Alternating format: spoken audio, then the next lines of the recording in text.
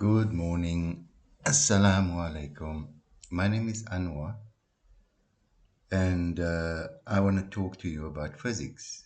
But don't switch off. It's not going to be hectic physics. I'm an ex-teacher and lecturer, and I know how to make things easy.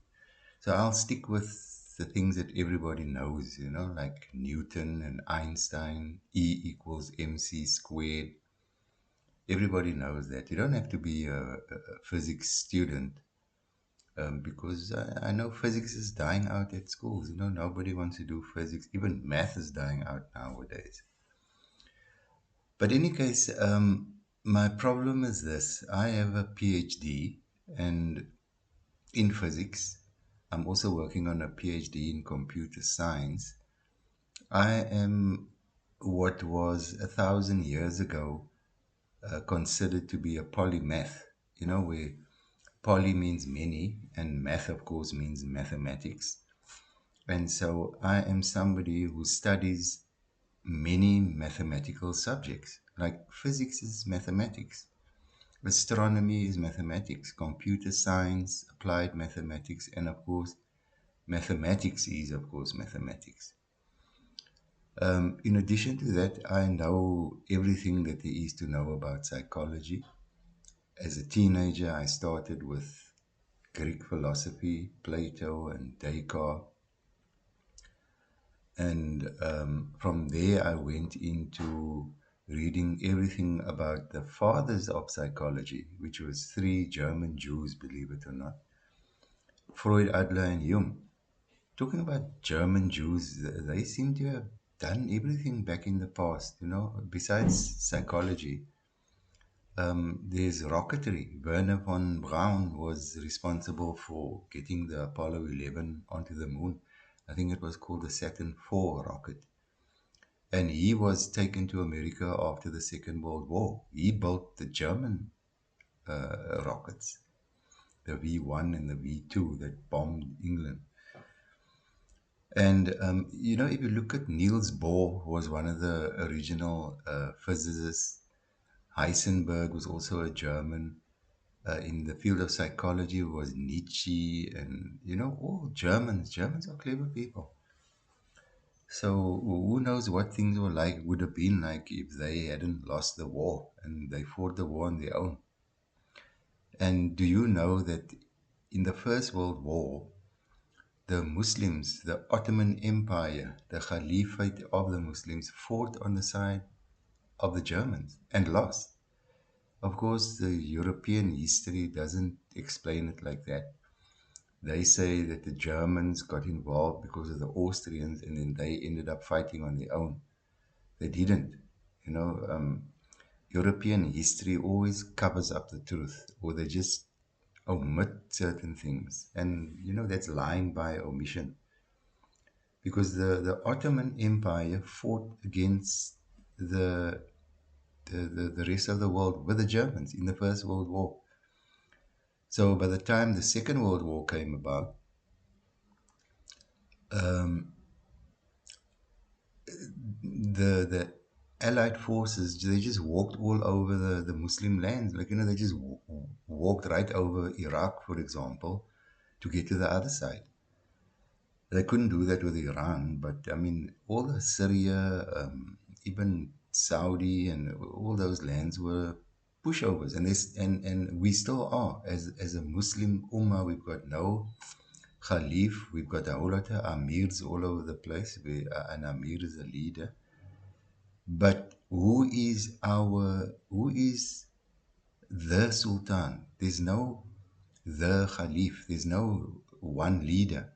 And in spite of what the Europeans say, we as the Muslim Ummah, we work with one leader. We must have one Khalif, one Amir. You can't have a whole lot of, each emirate has an Amir. There's 7 Amirs. Then there's still the Amir of Qatar, and then Saudi's got a king, and then Brunei has a sultan, which is an Islamic king, a Muslim king. The world is messed up.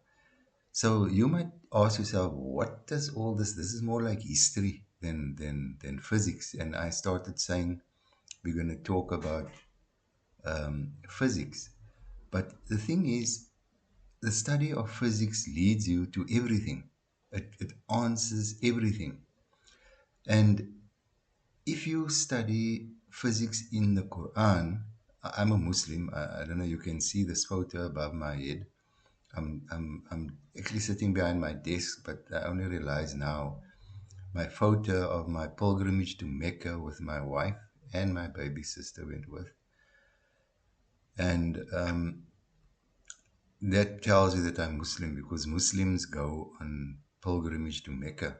Of course, nowadays, non Muslims can go to Mecca and drink beer there because of this MBS guy. She's more American than Saudi, if you ask me. But anyway, let me not go there. If you study physics and you study it from the Quran, Muslims say that the Quran is not about physics or maths. The Quran is not about science. The Quran is about science. Now, that's not true. The Quran is about science and science. And you'll be amazed if you were you see, Islamic scholars today's Islamic scholars, they only study Quran and Sunnah. So obviously they would know nothing about science because face the facts, if they were clever in high school, then they would be doing medicine or law or engineering or science. But they're not. So they get sent to study at the ulums, and there's ulums all over, and then they become alims. If they study for 7 years, they become top experts in Quran and Sunnah. So they only see the religious aspect of Quran and Sunnah. Like when it comes to things like why do birds, we are instructed to seek knowledge from the cradle to the grave. We are instructed to investigate why and how do birds stay up in the air. That's aerodynamics, but then they ignore that, because in a nutshell, and to put it bluntly, they're too stupid to study aerodynamics. They can't get into university. They didn't qualify in high school. But you can go to a ulum and you don't need an entry level qualification. You don't need a certain intellect.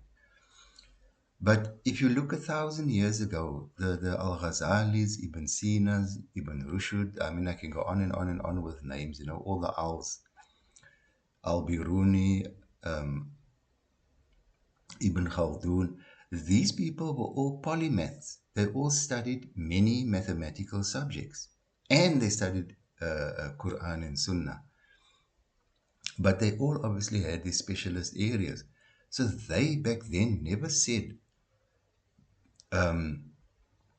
science is not part of Islam. In fact, Al-Ghazali, who was our genius, the European genius is Albert Einstein, and he was the physics genius, like a real genius. I mean, how he thought up relativity and all that. It would only have been God putting those thoughts in his head. And, he was somebody who acknowledged God. He said God doesn't play dice. God does things in a certain way. But we'll get there. But Al Ghazali is our genius, and he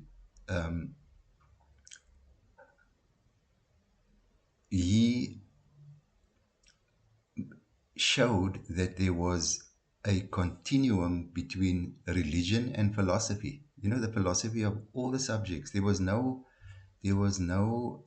contradiction between the two. And the whole European world and the whole Islamic world looked up to him. He was a real genius. Nobody could beat him in an argument. And they were, in a room where discussions were made, he would always add on to somebody or even rectify people and say, no, it's not like that, it's like this. He criticized everybody. He said Ibn Sina, who was the actual father of medicine, up until the First World War, everybody had Ibn Sina's black book in their black doctor's bag when they did house calls. Yeah, doctors used to make house calls. Even when I was small, our doctor came to our house to treat us, or my mother and my father. And he only passed away last year. So I'm talking about in my time, in our time, like right now.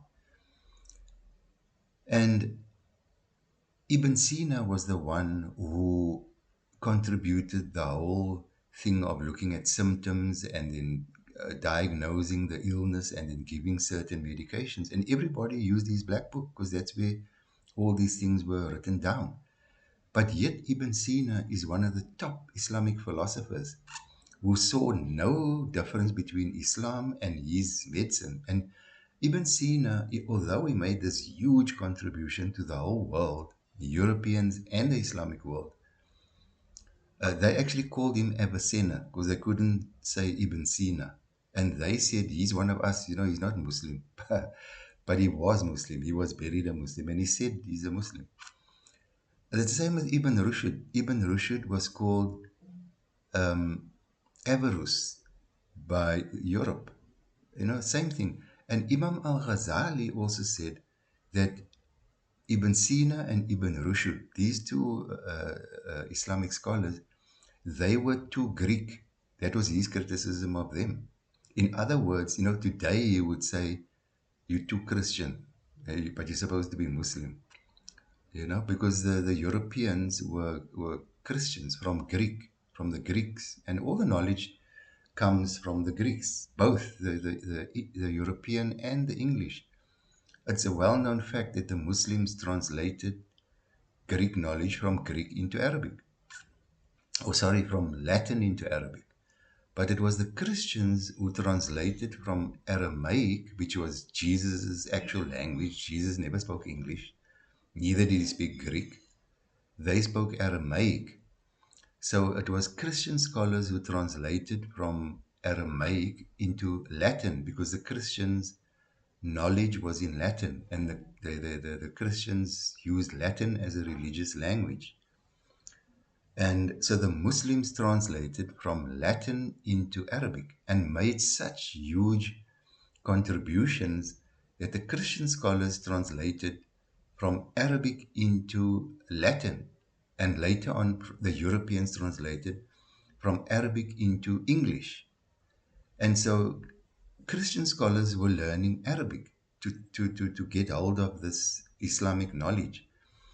And if you ask yourself, the people talk about in school, we learned in history about the Renaissance and about how the Enlightenment came about. And we learned it without learning about the Muslims. So it was as if Europe just woke up one morning and said, you know what, let's be enlightened.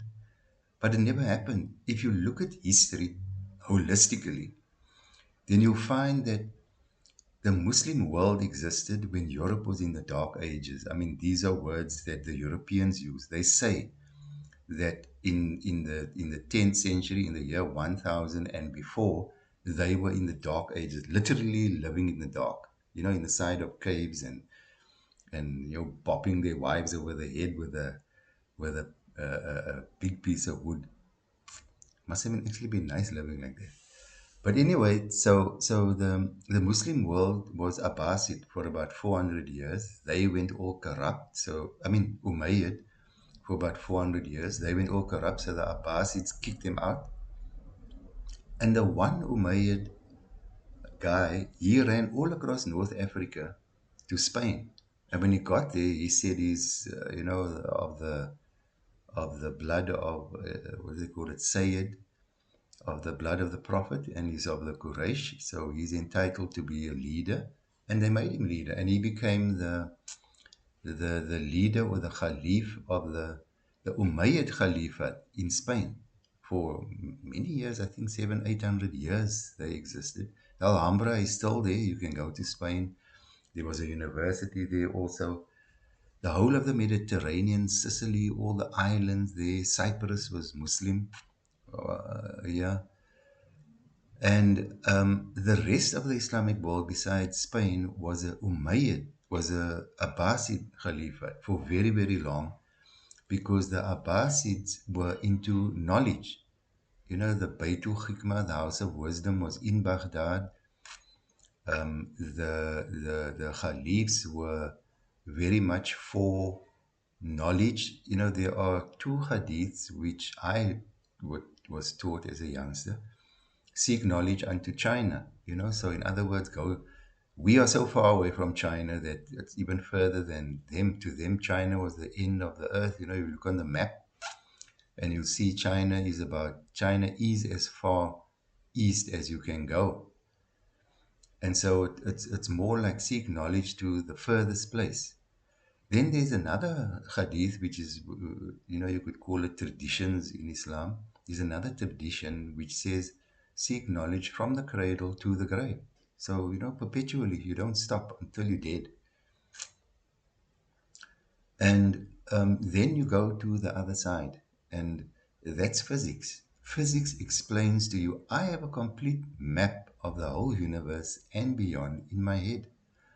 I have a physics thesis, and all the stuff that I've been talking to you about now is all physics, all of it. It's not history, it's physics.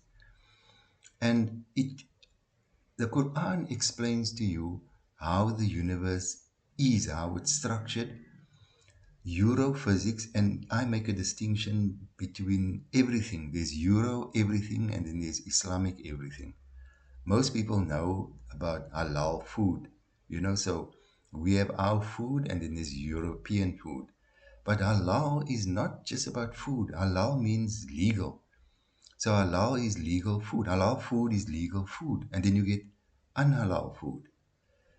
And then you get everything. You get Euro science, and then you get Islamic science. And Euro science, it's skewed, and it tells them that there's no creator. And there's a reason for that, because I studied Euro everything that I could.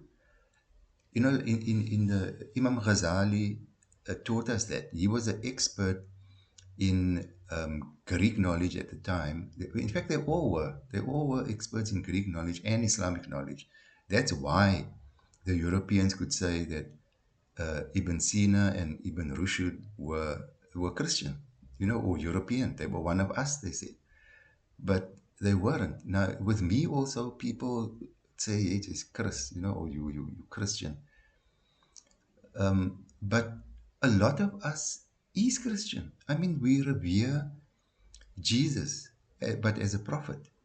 And to tell the truth and to be blunt, we actually the only ones who defend Jesus Christ, because the Christians, they mock him. The Christians mock God.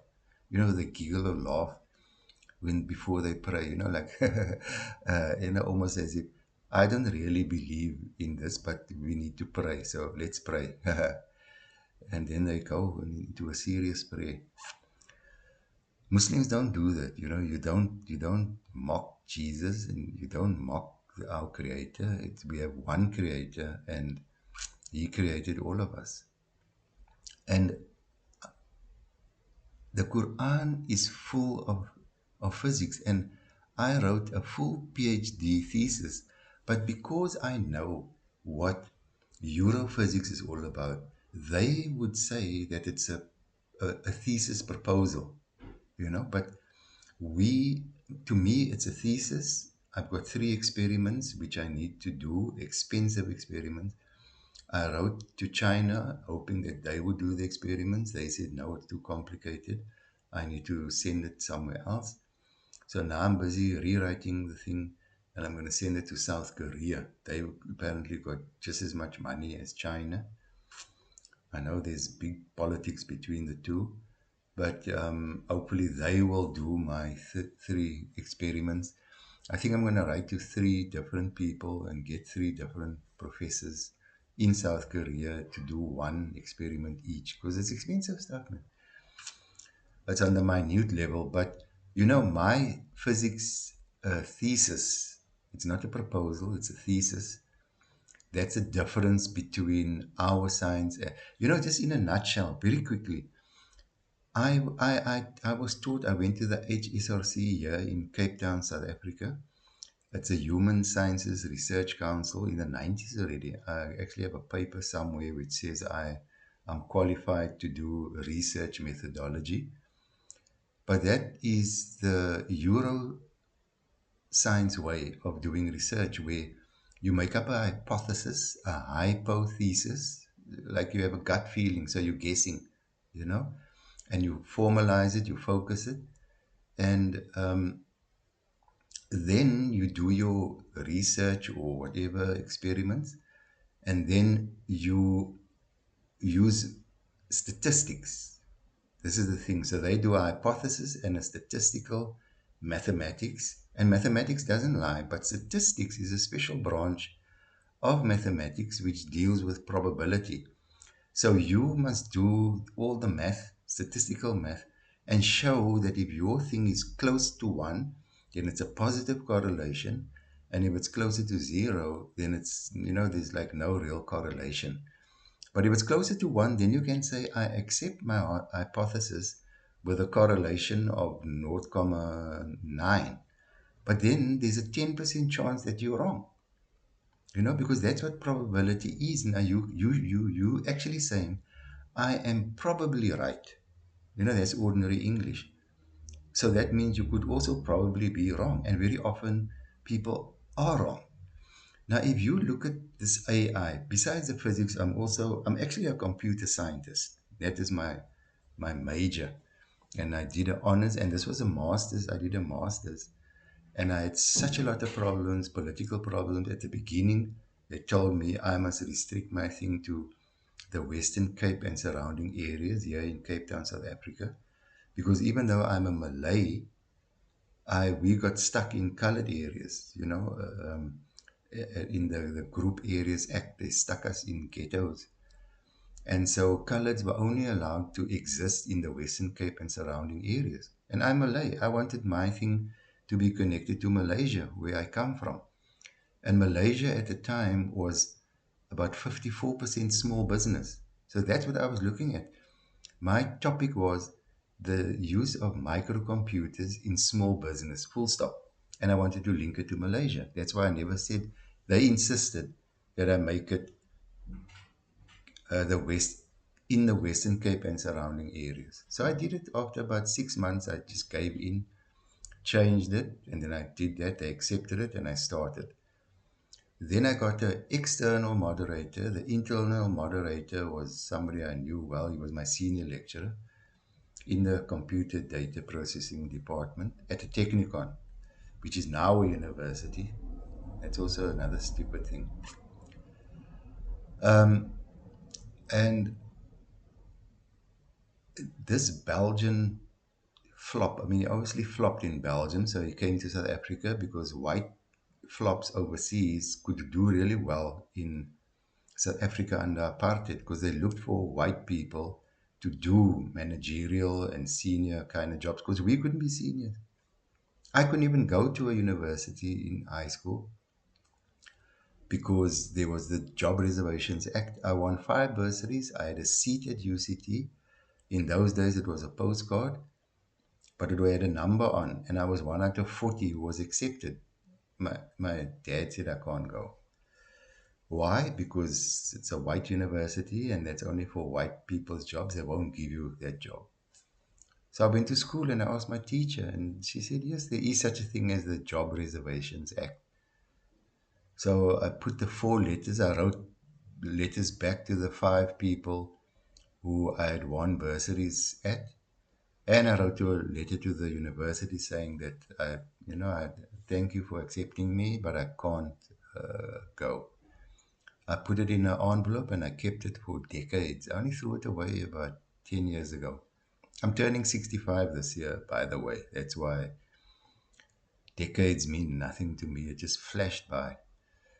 And so I had to look quickly for a government job, and I found a job as a telecommunications technician in the post office engineering division. And I did that. So I'm a qualified telecommunications slash electronics technician. I taught myself heavy current. And so, yeah, that's what actually got me interested in computers, the digital electronics, the Boolean algebra, and the NAND gates and AND gates. And so I can talk to you about computers from the electronic level. I know about GPUs and CPUs and circuits. I used to plug those things in to their ZIF sockets and scratched with PCs and, went all the way through. Today, I'm busy developing my own AI, my own one. When I say my own AI, I don't mean a bot. Everybody's developing bots. I'm talking about my own Chat GPT. Only it's not called Chat GPT, it's called Chat ILM. And it has its own model. It's not a GPT. It doesn't generate stuff. It doesn't guess. It doesn't use the internet as a knowledge base. I wonder, where are the computer scientists of the early 1980s? Are they dead? Are they retired? Are they fishing or doing something else? Because nobody is saying anything about these youngsters. At OpenAI, the average age there is 27. So they grew up on the internet, and the internet is the truth to them. But it's not. Like 60% or so of the internet is nonsense. Elon Musk himself admits that Wikipedia is nonsense. And so he came up with Grokpedia, which is also nonsense because Grokpedia was made by Grok, his AI, which is like the crappiest GPT ever. ChatGPT was the first one, but it's a lot better than Grok. And Grok built Grokpedia, so there's a lot of hallucinations in Grokpedia. Because that's all that they do. They call it hallucinate. But it's not hallucinate, it's making huge mistakes. It gets you stuff that doesn't exist. And then it does, like reports based on that. So those of you who are using it, use it responsibly. In Holland, there's a university, SWI. I don't know what the S stands for, but it's Wetenskaplike Instituut. And they have a department called RAI, Responsible AI. And guess what? They use ChatGPT to teach their students to use it responsibly. Now, just think, in Holland, you can go sit in a coffee shop and you can order weed, and you can smoke it responsibly in the coffee shop. They bring it to you on a tray. And when you're done smoking, you can go to the red light district, there where you can watch videos where there's girls sitting in these glass windows showing you the goodies, and then you can go use them responsibly. And this is where a responsible AI sits with all these things. So be careful when you're using AI. Check on it. Don't just do it and then use it. You must read through it, and if you use English text like I do, then you don't have a comma before and or before or. So take it out, delete it, and check what you're reading while you're doing all of that. Sure, I've been speaking for almost half an hour now, so I'm gonna make this episode one. Give me some follows, and I'll probably make one video a week because I am very busy. I need to finish my chat ILM. I'm accepted in Qatar on QSTP. Google QSTP Qatar, and then you'll see QSTP is Qatar Science and Technology Park. It's Qatar's version of Silicon Valley. I actually got accepted at Silicon Valley also, but I turned them down for my own personal reasons. And I'm on the Incubate program at QSTP. And I just came home for the month of Ramadan now, when we fast. And I'll be going back on the Saturday. I'm going to have a launch the week before I go, the launch of CompuAid Pty Ltd. CompuAid is the company that is developing ChatILM. It's an AI and expert systems company. So ChatILM is the first expert system. And so there's its own hybrid reasoning engine, which is the expert system, and then it has a knowledge base, not the internet. So it doesn't guess, it reasons, and it doesn't use the internet, it uses a knowledge base. I'm giving away some patent information now. I'm going to patent it, but I can't patent that. I can patent my hybrid reasoning engine. That I'm definitely going to patent, but in Qatar, it's called. Most people say Qatar, like the airways, Qatar Airways. But anyway, tune in. I'll make another follow up next week and the week after and so on. I'm going to tell you about my TV series based on my physics. We're going into outer space, but between the galaxies. You know, Elon Musk, that other privileged white boy South African, he wants to build a Starship Enterprise, and he's just going to pollute the orbits around Earth like it's already polluted. And he's going to pollute the moon, and he's going to pollute all the way to Mars with his filling stations. He's a twit. You know, he studied physics, but he doesn't understand that he doesn't have to take all that fuel and all that rubbish with him. That's like going from here to Pretoria and taking a caravan of, you know, like an oil tanker, hooking it on behind you when there are petrol stations all the way to Pretoria. Hint, hint, there is light all the way everywhere in between the stars, in between the galaxies. And my physics thesis, go read it. It's on Zenodo because I can't find an external supervisor. Nobody understands me. But high school physics students understands me. Professors, they did physics so long ago. All they know is black holes or toenails or whatever it is they specialize in. But my physics thesis has a new physics plenum called The Darknesses, or TD. You know the dark part? They call it dark matter, and they just left it 10 years ago. Like, study it. It's stuff. It's not a void. And then there is another thing besides the physics plenum. I'm also looking at a light motor. You know, like we must learn from Michael Faraday. He invented the electric motor. And look at society today. We live off Faraday's motor, electricity generation and electrical propulsion. And it's cleaner and faster and more powerful than the petrol motor. There's a whole political thing behind the petrol motor, but slowly cars and buses and scooters and stuff are becoming electric because it's cleaner. But there's a light motor, and I need people. I have to start from scratch to actually just first prove that there is such a thing as the darknesses. But I believe that there is because it's an axiom in the Quran. You know, Allah Ta'ala speaks about dhulumat ilan nur, the darknesses. Dhulum is singular and dhulumat is plural, the darknesses. That's why I call it the darknesses, not dark matter. And it's not nothing, it's not a void, it's something. But it operates on such a tiny level that expensive equipment are needed for it. But the Europhysicists got this expensive stuff. They got a lot of money. You know, they took all our stuff and they got all the stuff and they got all the money, they got all the knowledge also. But they're going skew. You know, we say they're going in the wrong direction because all this physics stuff you get, like Newton's forces, they live according to forces, isn't it? Don't they force us to do stuff? Like, I love you, but I'm going to force you to do this. Anyway, I can actually talk for that was now 33 minutes and 33 seconds. So let me stop there. I'm just going to stop myself now. I'll carry on. I'm already thinking about more stuff to say. So let me click on stop. Bye.